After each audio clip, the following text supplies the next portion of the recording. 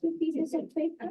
You give it to everyone. Okay. One for the first person. Okay. Okay. So I should start, right? Yes, you can go ahead. I can go ahead, and if I'm here, so this is the. Let's see, do we have? Yeah, we have it in the right note. So, okay, folks. So thank you so much for coming, and we will make this into a discussion, and I know that there are. You can't hear me? Okay. I can scream. You want me to have microphone? Yeah? No? Can you hear me? Sorry. Yeah, you should come in front. Yeah, that's good. It's opposite answer. The silence confirms that they. Yeah. No, I can also speak louder. That's okay? It's okay. Okay. So yeah, so this is great that okay. This is good. All right. That I have this opportunity to discuss some things with you, and I know this topic is very much on the minds of people, but when I talk to people, they're different ideas about what diversity is, right? So basically, one thing I want to say from the get-go that I'm not talking about women only. I mean, women are part of the whole equation. So it is not a particular class or group of people, but I think the main thing that we want to get from this is that how do we create an environment, so we can prepare the most diverse. When I say diverse, you will see that basically, it's in all sense of the word, because it is a question of how do we give opportunities to people, right? So that they can perform, so that we have a better idea and also better opportunity to get people from various areas. But what I thought I would do is, before I start, let me ask you two questions. And I'm sorry, I'm not so professional in making these slides that I can show you one and then the other. So the first question is, how did you get to where you are? Obviously, we are all accomplished people. We're sitting here, doing great things. So one question that I want to ask you, and that is why you have the sheet of paper, just give yourself a couple of minutes and just say, what was it that enabled you to become the successful person that you are?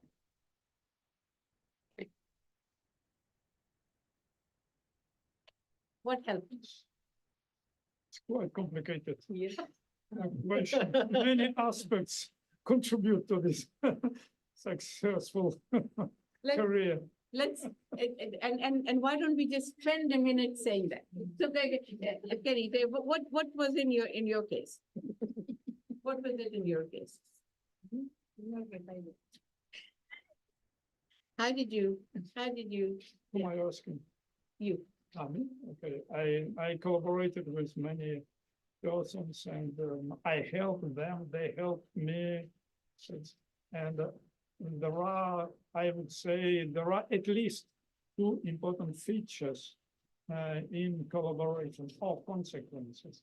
First, in the collaboration, you can make the best, in terms of the scientific significance, scientific knowledge, new achievements, and so on and so on, in collaboration. On the other hand, in collaboration, you can help other people, and in turn, they could help you in your career. That's number way. That's fantastic. Fantastic. Anybody else? That's you helped others, others helped you. That's fantastic. Anybody else? Simon. I had a really remarkable primary school teacher, and she got that I was usually interested and smart compared to, I had a very small rural school compared to your children, and she arranged for me to get tested psychologically, and eventually these kids now being able to be much more athletic to learn in school. So I think that's what we- Fantastic, fantastic, fantastic. I didn't set you up for this, but you are. Anybody else? Already from these two comments, you can see how many aspects contribute Yep. to scientific, Yep. I would say, career Yep. in all aspects, Yep. career in all aspects. Yep. Scientific and administrative aspect and social aspect and so on and so on. Anybody else? Anybody else who would, yeah, go ahead. Yeah, please. Stop learning. Uh-huh, uh-huh, okay. Uh-huh. Didn't want to take no for an answer. Very good, very good. Anybody else? Yeah. What's that? Grant fellowship. Uh-huh. I mean, you have to mention some members, I think it's like, oh, we able to go to those. Uh-huh, and that- uh-huh. This is fantastic. So, you guys have pretty much covered, anybody else? Anything? Yeah. Well, on top of everything that we said so far, I would say there is also a fraction of luck that has been very good. I mean, if I didn't get the fellowship here, I was out of business since more than 10 years. Yeah. Now, who is a speaker? You or audience? The audience here. Okay, so we got that. The second question. Do you know someone who could have been a successful scientist but didn't make it? And why didn't they make it? Probably for the same reasons. Yeah, go ahead, Simon, yeah. No, I was thinking of someone who I thought was extremely good and dropped out just because the topic he was doing was academically, I thought, very interesting, but wasn't fashionable, and got discouraged after a very large number of applications and just dropped out, went to the machine learning.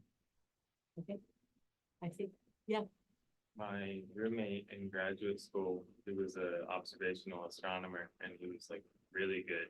And then he got an opportunity to go to Chile, but he ended up not going because he wanted to be with his girlfriend. So he moved to some place and became a high school physics teacher. probably did very well though. Yeah. Okay. All right, We need Yeah. a physics teachers. yeah, anybody, yeah, Well, I would have, I knew I had several students that were very talented, but they were scared by the academic path. I mean, it's a very struggled life, and you don't know when finally you can settle down somewhere. Right? Yeah. But if you go to industry, especially in developed countries, you have a clear path what is in front of you. okay, so this is good. I think, I just wanted to get some ideas from you so that we are on the same page here. And so basically, this brings me back to what I want to focus on. And by no means what I want to present to you is the answer, right? It is just some ideas about what can be done. So the environment is important, right? Luck is a good, their access, opportunities. And this last one is something that I really learned after working with African-American students. That this is something we take for granted. But if you don't have the normal setup, it is so important to have people who believe in you. And I think, and again, I say, Simon, you give that example right away. There was a teacher, and that's fantastic. And the teacher aspect is really something that fits right into what I'm going to talk about. So again, I'm going to go on a couple of these things. And I don't have to present all the slides, but basically what I thought is that we will talk a little bit about why the need to diversify the workforce, right? Because and then why is it a problem, recruitment and retention? And then I did want to present you with something concrete, which has, I think, had some success. They actually had me talk at the APS March meeting, which was about 2 weeks ago. They had me talk about that, so I thought I'll summarize a little bit of what we learned from all of that. And then the question is, what lessons we learned, could they be used in other places, right? Because every place is different, so you have to see whether there is something here that is here that you can adapt to the situation that you have. So the first thing is why the need to diversify, and I wanted to, where is this push coming from? Where is the push that we want a diverse workforce? Where is it coming from? It's not coming from left wing or liberals. Okay, I'll just give you the answer, one answer. Where is the push coming from? What do you think? From the minorities, From where? from the people that are not represented. No, they don't know. They don't know. There are actually papers going on saying that the work you perform is better if you have a diverse group. Right, so it's businesses. It's businesses, it's industry. I think, I mean, the straight answer for me is always that, because everybody gets that. So, when I was chair and would also be talking to people in the industry and so on. And that is what you get, is that the diversity is important for them for various reasons, right? I mean, first of all, if you're talking about people who are really making the money, they want to make money from all over the world, right? So, yeah, Simon, you had something in mind. Well, no, I was building on that. I mean, why do the businesses want diverse things? It's basically because they want to sell to a diverse population. Exactly. And people are more likely to buy from people who look like them. Exactly. And also, they also know that the work ethics are different.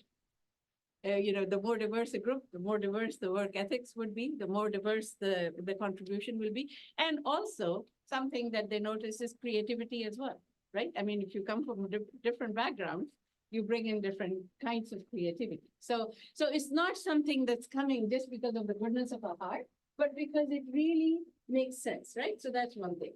So this is something, and again, I think we touched upon it. This is why is this an issue? And so this is something I got from the website. So this is I think you've all seen this, right? So this is in a typical physics or chemistry classroom, a bad classroom. And this is also what you see. Okay. So these are two images, right? And so what does that mean?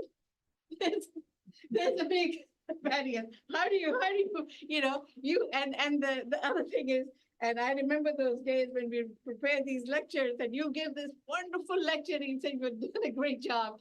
And even the students may think they've done a great job, but then when they want to sit down and work on something, they say, hey, I didn't really get what she was trying to say. So there is something, right? So there is a problem.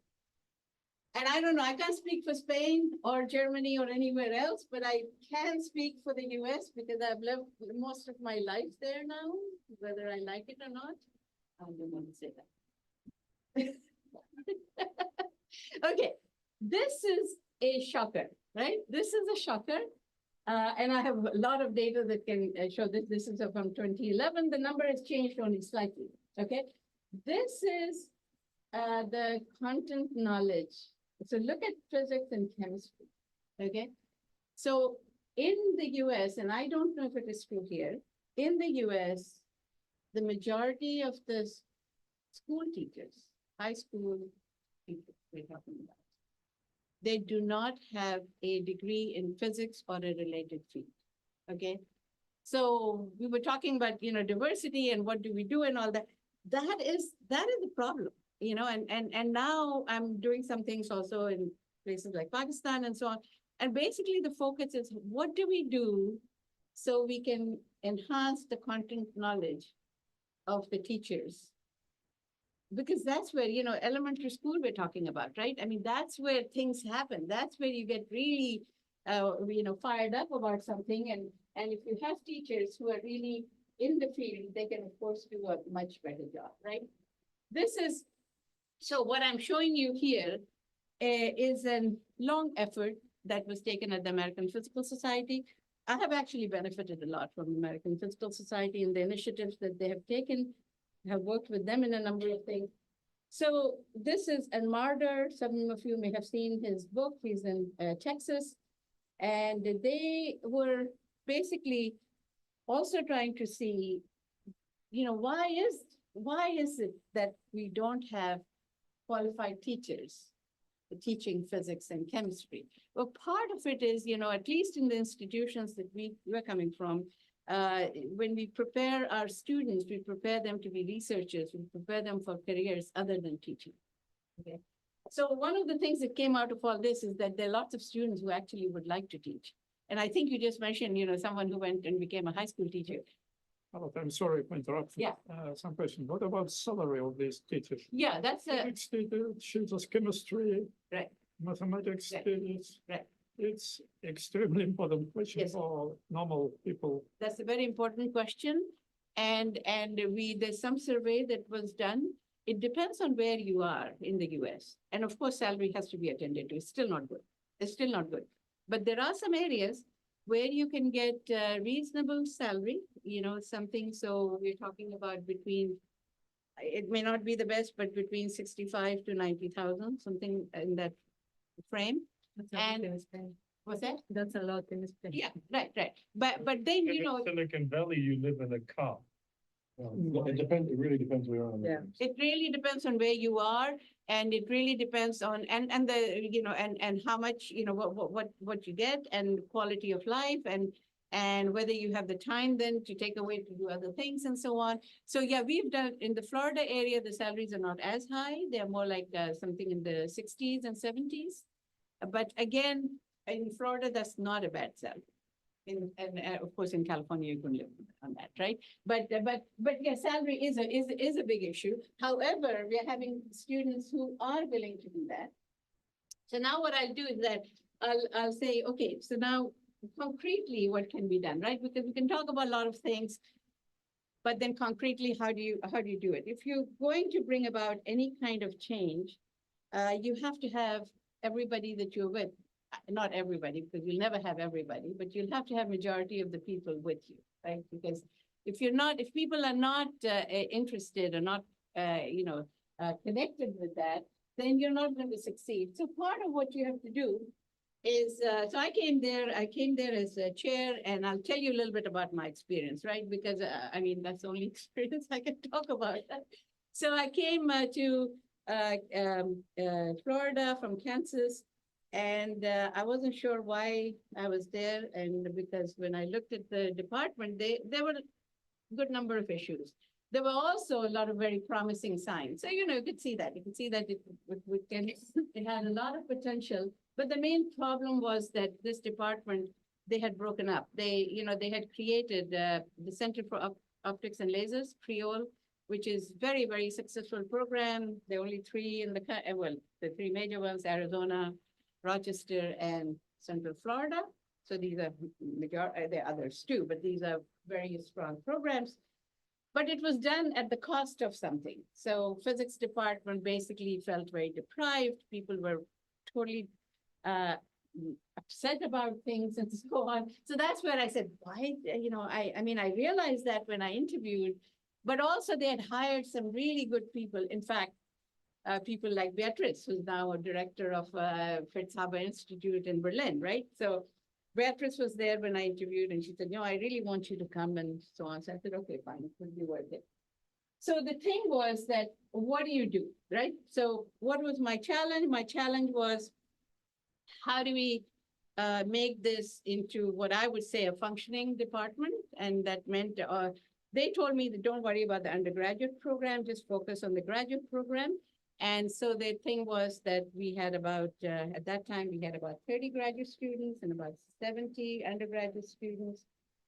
And I looked at everything and I said, lots need to be done. So how do we go about doing it? So one of the reason I'm going to focus on some of these initiatives is that if you're trying to work on getting people on board, you're not going to get people on board because of their research, because in academia, everybody has his or her own research area, right? They're working in theirs.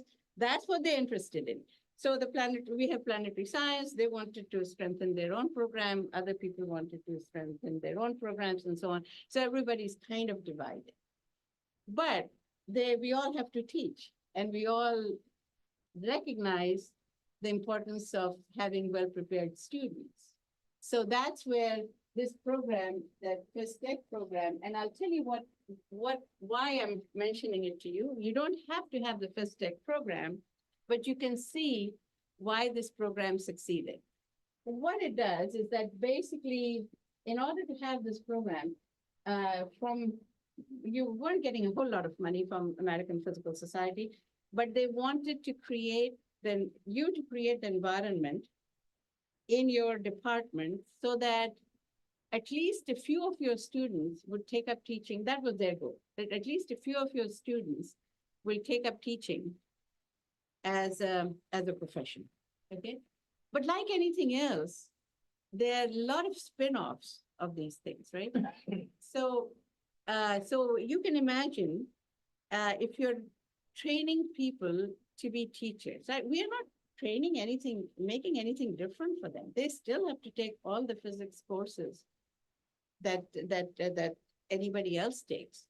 And nobody has to sign up to say, I'm going to become a teacher. It's just that you are transforming the way you're doing things. So one of the things is that you have to show that you are creating active learning environments. In other words, you're not having the regular classrooms where people are falling asleep, right? You're engaging people in the discussion. So that's one thing. The other is that you are, and this is where the teacher in residence comes in, because you get somebody from the high school to come and be with you, be in the department. So, yeah. Let me talk for a Yeah, moment. yeah. That's one question. Are you talking about school teachers or university teachers? So, okay. Yeah, so the idea was school teachers, Ah, okay? However, what it involved was what APS and others figured out is that the environment in a physics department is such that it is inhibiting for all students. Okay, so how do you make the environment so that people are comfortable and that they do what they need to do? Okay, so one of the things, and this is where I think you'll appreciate that, one of the things that we did is that they said, and this is Carl Wieman, the Nobel laureate, it's his brainchild, that you create these learning assistants. And these learning assistants are what? These are students. So you're teaching a physics course, introductory physics course or quantum mechanics or whatever. It's a student who's taken the course just before and he or she did well. And then you employ them to help you teach the course. So you're basically giving them a little bit of pedagogical training, which I don't have, right? So they're getting pedagogical training from somewhere. We arrange that. And they are involved in being in the classroom with you. And so, and the way you're teaching, you're not just lecturing, but you give lecture, then you do problem solving and all that in the classroom. So when you're doing the problem solving, you are going around, let's say it is like something like this. So I would be talking to people over here. The learning assistant would be talking to people over there. We'll go back and forth. Then we'll have a, kind of a summary of what we did and so forth. So it's an interactive thing. And the learning assistant is also then available for office hours and all. That really changed the environment in our department. In fact, sorry again for interrupting. Yeah, no, please. This is all supposed to be. But look at the situation. If you are interested in preparing school teachers, that's one story, quite special story. The level of these teachers should not be very much sophisticated. On the other hand, as for the university teachers in terms of physics, so again, physics for biologists or for chemists or for physicists, so you should graduate in this particular case. That's for physics teacher for university, physics faculty or chemical faculty, because that should be quite different. For biologists, for I would say normal, non-natural, I would call disciplines. Yeah, Also, so it didn't matter. the right is So as you will see what happened, every subject that we taught, including quantum mechanics for physics majors, okay, engineering, physics. So no, the intention was not to be preparing teachers. The intention was to open was to open up the teaching strategy or instruction reforms so that you teach in a way that it is more apparent to the student and that the students are understanding the concept while at the same time also being able to do all the mathematical stuff. So the thing about that you're in the end, you're trying to get teachers was only a byproduct. But the whole idea was to make sure that all your students are able to communicate.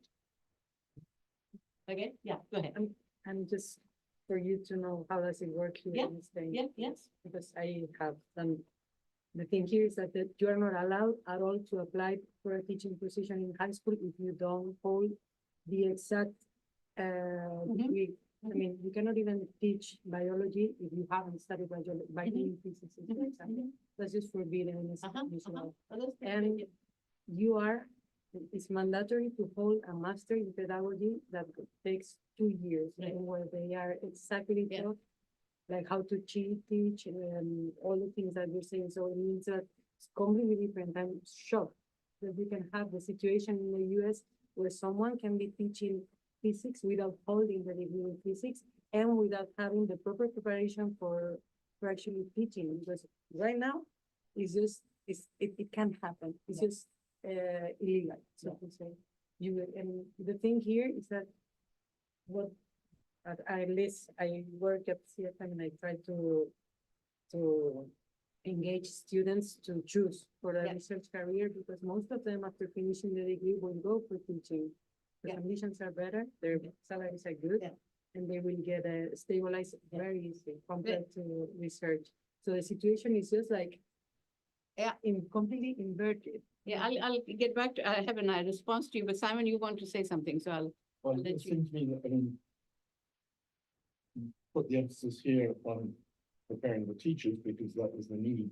But it seems to me that it has another important aspect in that it enhances communication Yeah. between different people at different levels and it gets everybody to feel engaged in the process of learning Yeah. and in the process of physics. Yeah. So So- I think it's another important That was aspect. exactly the aspect. In fact, most of the active learning assistants it came from engineering departments. You know why? Because they found out that this allowed them to be able to communicate. So these are not students who are going to be teachers, okay?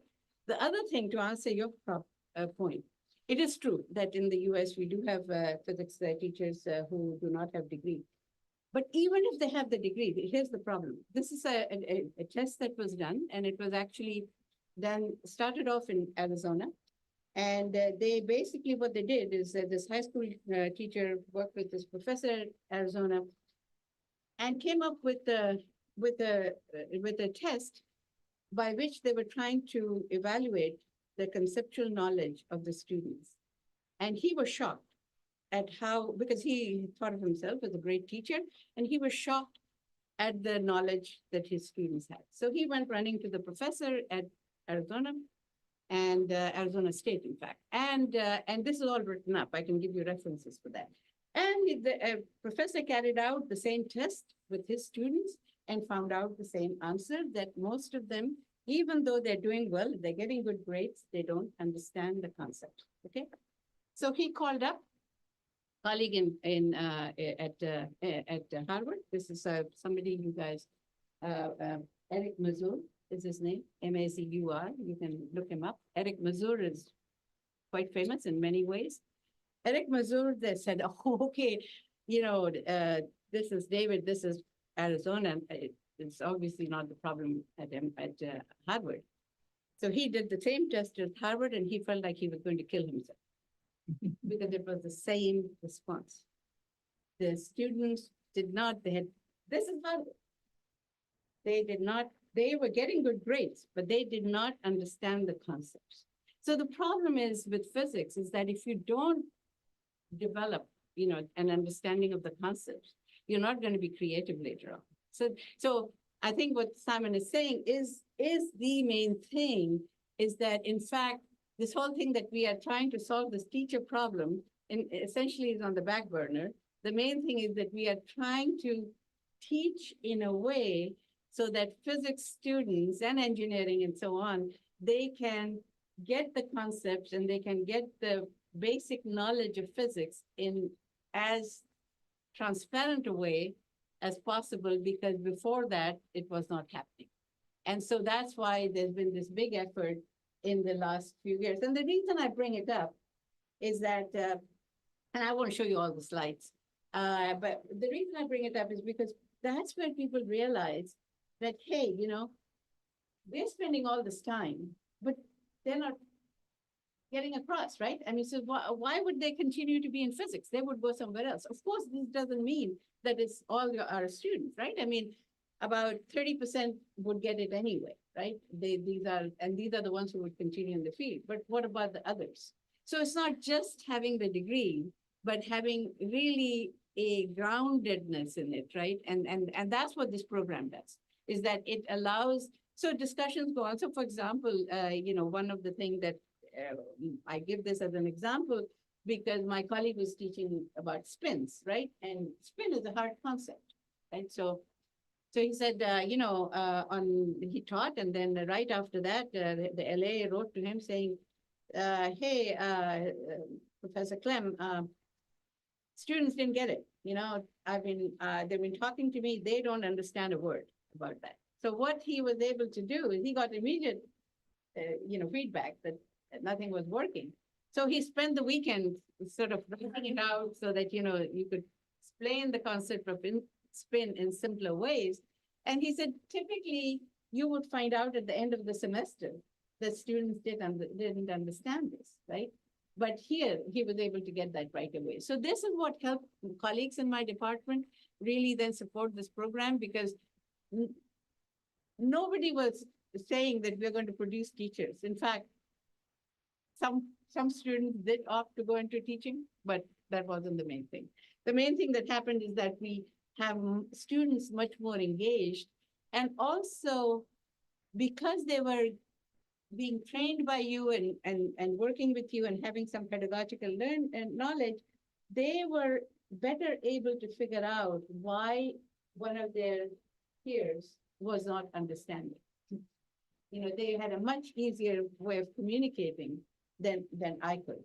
And I really enjoyed working with them. So I know that my time is going to run out, so I'm going to forget about these. So basically, these are these classrooms and so on. And so one other thing that we did, and I think this then also ties in, is that we then built this community of all physics teachers in the area. Of course, Orlando is a very big area, so we were able to get about 52 physics teachers. Now, we are in a very good situation. All these 52 teachers have degrees in physics. Okay, so then you ask me, so where is this number coming from? The problem in the US is the rural areas.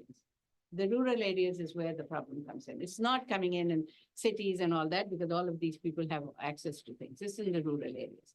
Okay, so that really helped kind of build this thing. So I think I'm going to skip these and let's see. And then this basically shows you how the involvement and so what happened was that people within in the halls and all that, you would see people talking to each other, students talking to each other and talking about science the way it should be. And I think that kind of helped develop a culture. And so basically what happens, okay, so let me show you one thing here. This is important. So this is the first one. So what we do with these learning assistants, so these are all young students, right? So we have them present a poster at the end of the semester. And the first time when we did that, and that's the provost and everybody else, so the colleagues in the department and the graduate students, they basically said, look, we need training too, because these 18-year-olds seem to know how to go about in communicating, the lecture and communicating with the students better than we do. So that has been actually a pretty good story.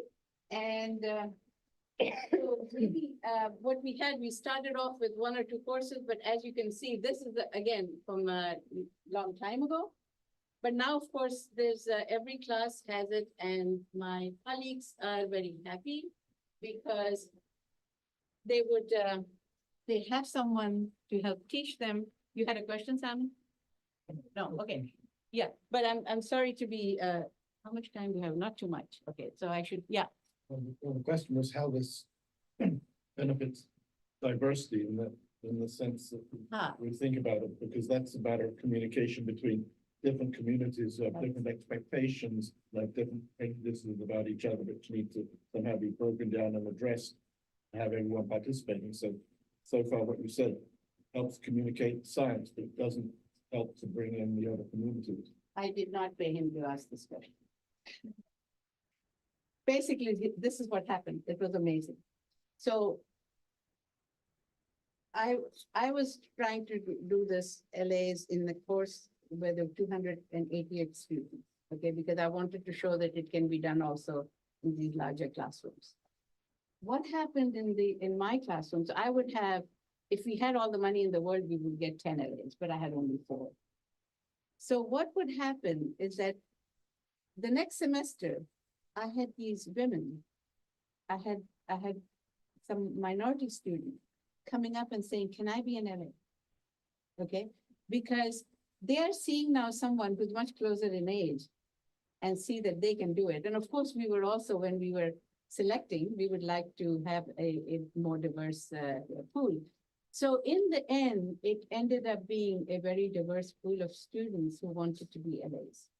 And that, I think, they could see them as role models. You know, so for example, when we do physics demonstrations, so what I would do in my class, I would have the LA do the demonstration and do the explanation. And then if they, you know, I wanted to supplement it, I would do that.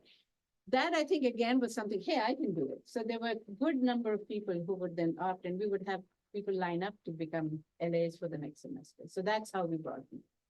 And then there was another thing. Yeah, any other question?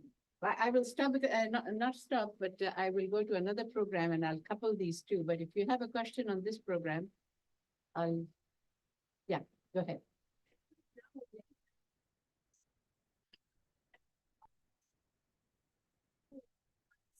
Yeah, very much so. And we'll talk about that. So let me go to something else, and I'm going to forget about that, all of these things.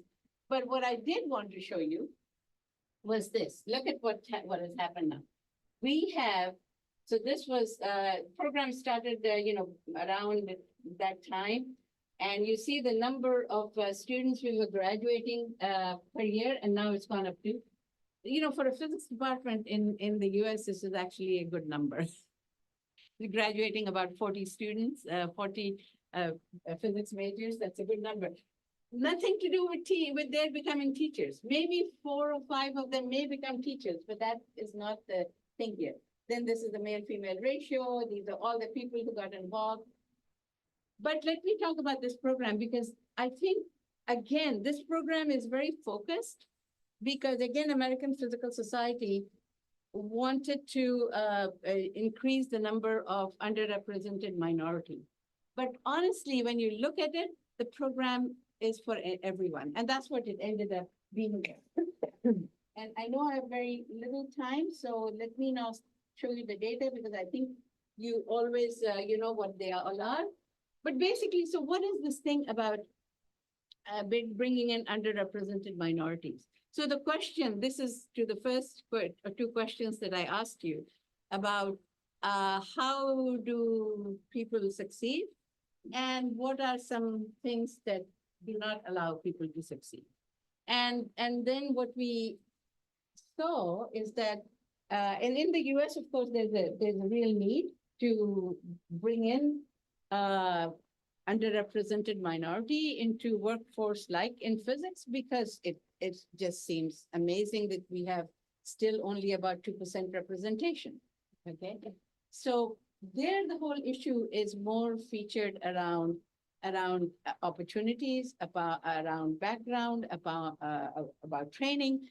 So essentially, and this is where you could then take things into the research environment, because this is now getting students into the PhD program. And there, what happens is that there are all these things about admissions policies and so on.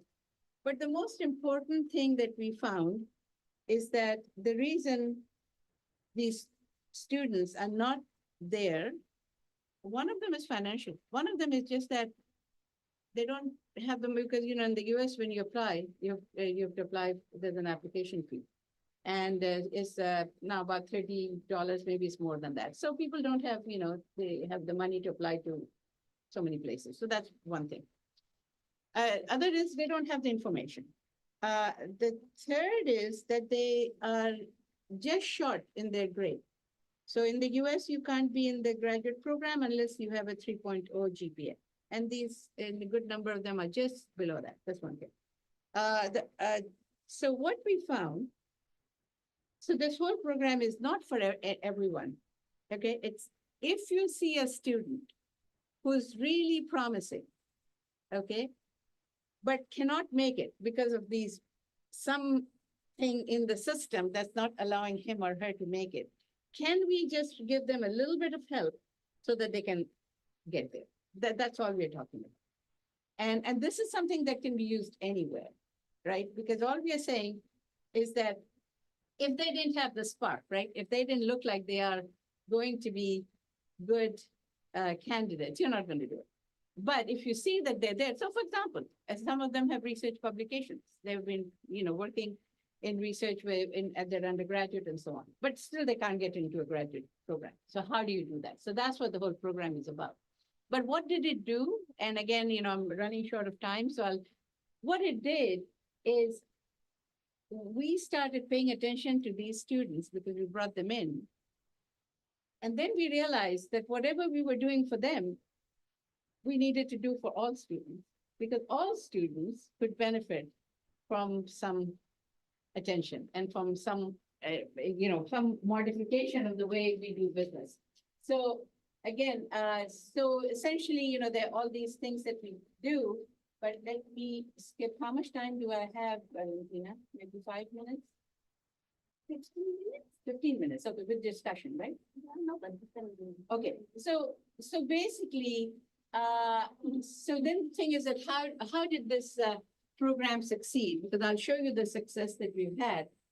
It really had to do with mentoring. It had to do with the official mentoring in the sense that we kept track of things. We met with students on a regular basis. Now, you know, you'll say this is done normally, but normally, you know, you miss it. You don't meet with your student every week, or some people do, but sometimes you don't. But what we did here is the students come in, and we were shocked. Some of these students would go into class, or maybe not even show up for class, and then turn in a homework, totally not even attempted the problems. And so you sit down with them and say, no, this is not how it works, okay? You really have to sit down and you have to get it done. So a lot of it is teaching people time management, little things that you think they would know, but they don't because of various reasons. And we can get into that. But I think, you know, let me skip this thing and then come to the same point about why these programs where everything seems simple, why they don't always work. And what we have found is that you have to, you know, people have to feel that this is for them, you know, that they will get something out of it. And that there is a future ahead of them, and that we are all part of it. So that sense of belonging is very important. So that's where I said this thing about, you know, having, you know, you can create these, you can put money into it, but if you don't have people who can make them feel like, no, you can do it. And also have a very hard talk with them and say, hey, you know, if you're going to be continuing this way, you're not going to make it. No, this is not a piece of cake, right? So there's a lot of this back and forth that goes on. And what we really were impressed by is how these people succeeded, you know, just given a little bit of opportunity. And so let me then say that basically what we found in here, so if we, you know, so first of all, we had to do a lot of thinking about how we are admitting people, because typically, when you admit students, you go by their GPA, right? Now, and the next thing you do is that they come in, they take a departmental exam. In the US, it goes on. Not when they come in, but within the first 2 years, they have to take a departmental exam. And a good number of them may not make it because, and then you have to ask, what are we testing these people for? Because they're here to do research, they're not here to do coursework, right? So can they succeed in research or not? So that's one thing. The other is that if you don't have a broader admission policy, you're not going to, you're going to be turning people away, right? At the get-go. So I think what happened with bringing these students is that we had to really rethink for every person, how do we do a more wholesome evaluation of whether this person is ready to be in the program or not. Now, the one thing that I want to emphasize is that in none of what we do, the criteria are focused on their gender or their, I mean, of course, we want it to be very diverse group, but the whole idea is, can this student succeed and succeed not just at a modest, but do well? We want them to excel. So we are not sacrificing quality in any of this. And the one thing that if I were to put my finger on, together with the learning assistant program and this program, is this mentoring, this peer mentoring. And I think to address your question, and also what Simon raised, so what happened with having these LAs and then having the bridge program for the African American and Hispanic students, all of this, they all seem to help each other and our international students. Okay, so when we get a good number of international students, right? So international students come in and they have to teach, right? They have to teach. They've never taken a course before, but they have to teach physics, right? So these learning assistants, they are form partnership with international students, and it was much, you could see international students feeling a lot more comfortable because all you need is just somebody to introduce you to things. You know the material, but you are not comfortable with the environment, right? So it helped that. And then with the bridge students, sort of partnering with them, it was like they all had their own ecosystem in which the students were helping each other. And and I think in the end, faculty got on board because it's less work for them if students are doing better, right? So I think, just in terms of where we are, out of this, you'll see the numbers, we've actually increased our somewhere. They're presenting, they're doing everywhere, but this is the number I wanted to show you. So this is from 2019. I have the numbers from recent times also, but just wanted to show you that within a matter of, we started the bridge program only here. So you can see how our diversity was and how it has climbed up. And so right now, 20%, even at this point, 20% of our students would be from African American, Hispanic American. Unfortunately, no Native American. We would love to, but that hasn't worked out. So it has done that, but it has done much more than that. We have a good student population of about 100 or so. You remember, it started with 30 not long ago, and so what has happened? We have had to look at our departmental exam. Why? Because these students were not doing well. And then we said, well, so why are they not doing well? They're doing well in courses. Well, that's when you find out that some people can't take exams. They freak out, okay? Then that applies to other students as well. So then now we have a whole thing where the departmental exam is not that big thing that we haven't made it easier. In fact, the questions may even be harder. But the fact that there's a whole, culture around it, around and they're given more chances, they're given more opportunities to work on it and work with each other and so on. So that's becoming better. Students also feel that they have a place in the department, so that also helps. So I think 9 students, 9 PhDs. About 6 of them African American. We had produced 0 before. Okay, so that's our first female African American student. She's doing fantastic. She's a postdoc now in Arizona, and so on. And lots of stories come out of that, right? I think it is not something that you just focus on women or you so focus on African Americans or Hispanics. It's actually focused on everybody else because the students themselves realize that, they all needed to pay attention to each other. And they have the African Americans, some of the students, one of them is my own student. He's one of the leaders, he's, some of them got a research fellowship from NSF. They have all moved on to good positions. So these are, within a short period, you can change that. But the most important thing is that you made some effort to change the culture. And the culture became a lot more, I think, nurturing. That everybody has a need, and if we work on that, then that helps. This doesn't mean that we are, it's not soap opera. It's not diminishing quality in any way.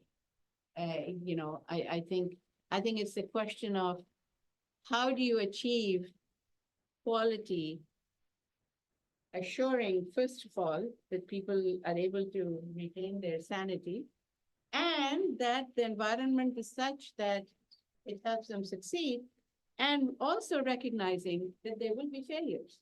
I mean, we will have failures. We will have more failures than success, each one of us individually. But then how do you make it so that you learn from failures and get to the point where you can be who you are? So those are just some thoughts, and I think I will stop because I do want to hear more from you.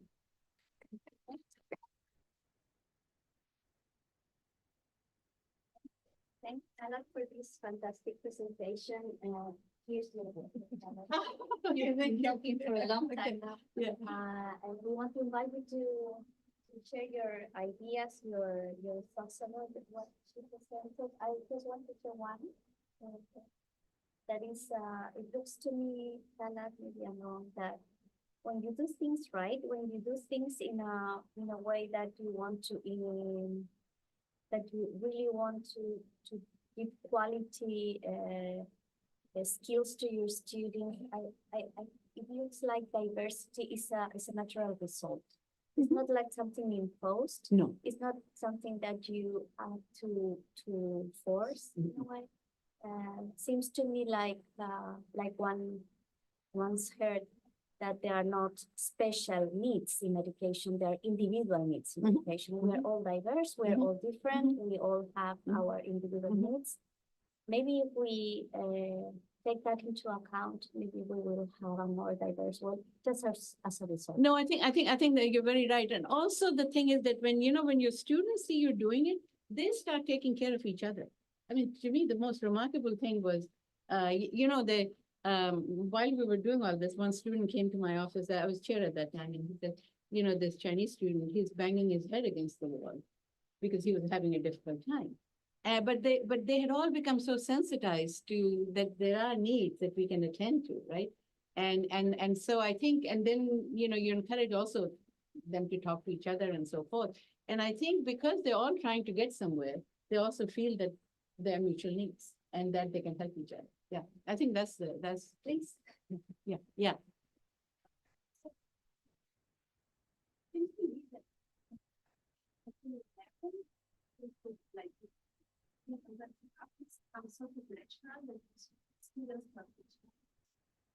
One of the things you mentioned, to train a nanny, as far as the grandparents need to reach, you need senior people and commitment.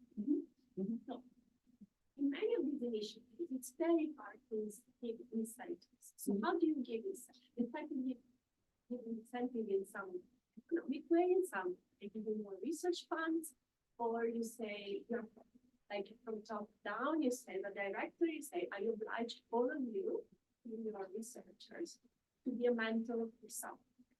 How do you practically get? So that's a very good question, and that's really very hard because it depends also on who's the chair and how they value this and so on. We have something in the US that helps us, which is that NSF requires that every proposal have a section called broader impacts, and you get evaluated for that. And one of the things that now with reviews, because University of Central Florida has done well in this, and NSF is aware of that. And so when you get your reviews back, it says something which you can again use that to convince your fellow colleagues that that this is something that helps you get better funding. American Physical Society also appreciates this. So yes, but this is not, we have not won everything in this regard. This is still a very difficult part to find all the mentors and also to reward. Yeah, that's not easy. And to make sure that they get the proper training. Yeah, Because yeah. behind all these programs, they also run some differently. But I mean, there are so many unconscious bias that you really need to take care of who's talking on your behalf. Right, yeah, yeah, and you know, so basically, we wanted to do these things, or at least without putting, I mean, I didn't want to depend on money only, because of course it's a good idea, but you have to somehow build it in so that the rewards are there, you know, in ways other than just money. And so far it has worked. Now, you know, I don't know if it will continue all the time, but I think one way of doing it is that everybody gets, you know, when you're applying for a job anyplace, okay, you have to show what you've done beyond just your academics, okay? DOE now, Department of Energy, if you submit a proposal to them, it has to have a 2-page summary on how you're going to work on this, right? And I think programs, you know, we are not a well-known place, right? I mean, University of Central Florida is a very young university, but we have been able to really, you know, get above in the ranks. I mean, we are among the top 60 departments in the country. That's amazing, you know. and part of it is because of these programs that, you know, that you get mentioned in various places. And so these are awards like that, but I still, you know, we still don't have that magic wand which will say, this is what will happen, and you'll be, yes. It's related to the way I was making it, but the thing is that, I mean, if you volunteer, and even if you force it, Yes. so you kind of challenge economically, we put people there that also will struggle with some things, because also some personal situations, and depending on which student are going to vary. We are not trained to be mentored. Right. I'm already struggling with my life, so barely can handle the Mhm, problems of mhm. someone else. So sometimes, Yeah. how this is handled, because in order to meet that, this cannot be the last step in the ladder. So are you also, I don't know, some gatherings, so also those mentors can share how they are evolving, what are the feedback that they are getting from that, or it's just focusing, because also mental health can be taking off after this. Right. No, that's where, and we found that in COVID times, right?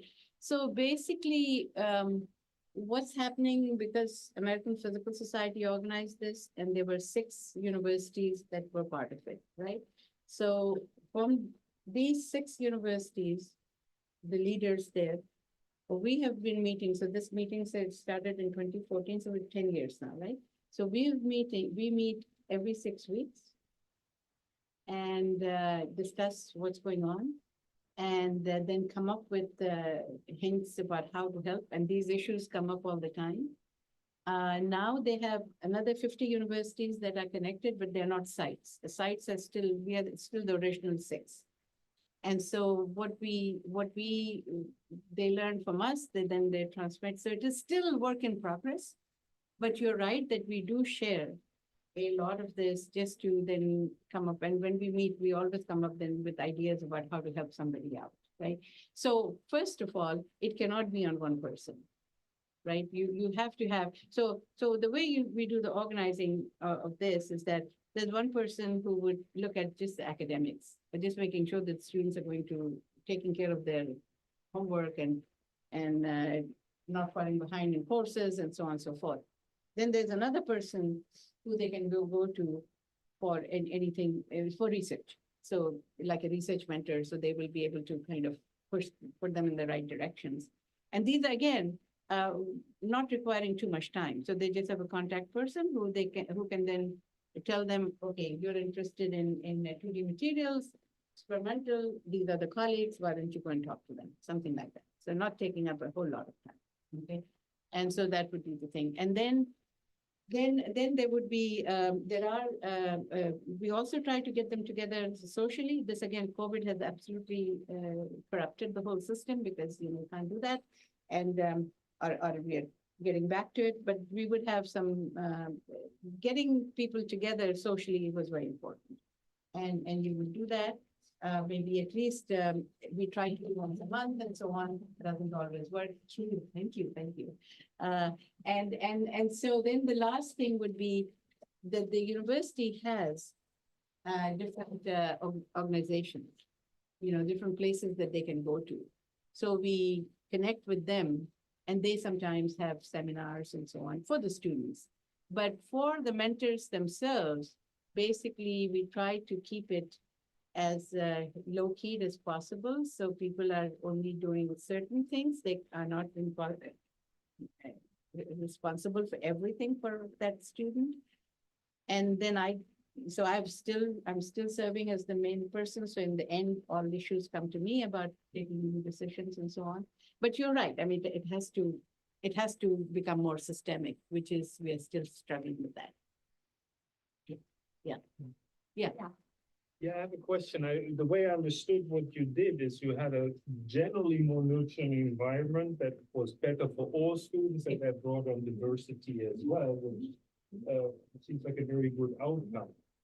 Is there any negative aspect to this? Because you have a nurturing environment in your university, but at some point people will leave and the outside world doesn't necessarily change as you have. Do you see people maybe struggling a bit more to not have that nurturing environment anymore once they leave? Oh, I see what you're saying. Yeah. Well, so I don't think ours is totally nurturing, every aspect of it, because there are plenty of people right where we are who would make sure that they're representative of the outside world. Okay, so I think one of the training or one of the messages that you give to students is that, it's not going to be easy. Mhm. It's not going to be easy. We can only help you, but you have to help yourself. And hopefully you help others too. So there is that thing that this is, so I don't know. I'm not sure that about that aspect, because I do get message, information from students who would say that, such and such behave this way or that way and the other. And then my response to that is, hey, you just have to grow up because, Yeah, that's what I'm wondering, because I mean, Yeah. I have with previous students sometimes that they're used to me being weekly Yeah. involved and so on, and Yeah. then now they work somewhere else, Yeah. and the boss wants to see results, Yeah. otherwise they don't even talk to them. Yeah. And occasionally they have a hard time with that. No, I think that's certainly the case. Yeah. No, there are no perfect answers. We can just try to make a difference. I mean, so if you want quantitative numbers, in this period of 10 to 15 years or 10 years roughly, our graduation rate has improved tremendously, right? We are Rate now, on the fraction who graduated or just the number? well, actually both. both. We are now, so for example, the undergraduate physics majors, we have now about 250. There were 70 when I joined. Okay, that's one. We have these students going to various places, we just the universities that they're going to and so on. The graduation of 35 to 40 per year, that's pretty high.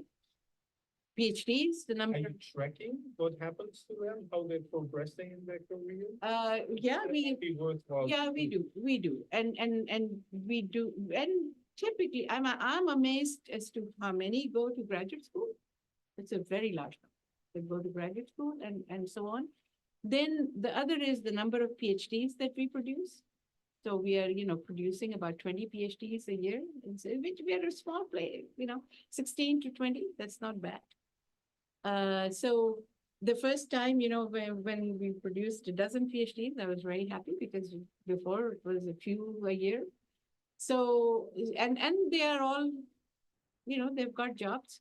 Not everybody has the best job in the world, but they have jobs and they're in the field. So with those kinds of things, you get the idea that you're doing okay. You can obviously do better. It is also not clear to me that the whole thing will survive. We've had lots of pressures in Florida in particular in the reverse direction. So I don't know. Yeah. Thank you. Curious about the classroom setting that's based around group discussions and problem solving, which I think is great. And I was in a setting like that before, but then sometimes it's difficult to get through all the material that's supposed to be in the curriculum. So was there an adjustment that needed to happen in terms of the curriculum for that? Yeah, I think that is a real problem. What is positive and what the deans and provosts care about is what in the US we call DWF. So you get a D in the course, or you withdraw from the course, or you get F.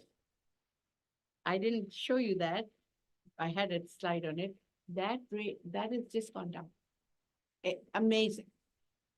Because those who, it's clear you're not covering everything in the syllabus. Right. And so then what happens when you take MCAT or something or the other like that? Yeah, there are certainly issues. There's certainly issues. So there's some effort now is being done to kind of, have tutoring, have something or the other to help people with that. No, it's a very important thing. But on the other hand, if students are doing well in the course and learning what they're learning, then yeah. No, there are lots of issues. I will not say we have solved all problems or any problem. Yeah. Thank, Talat.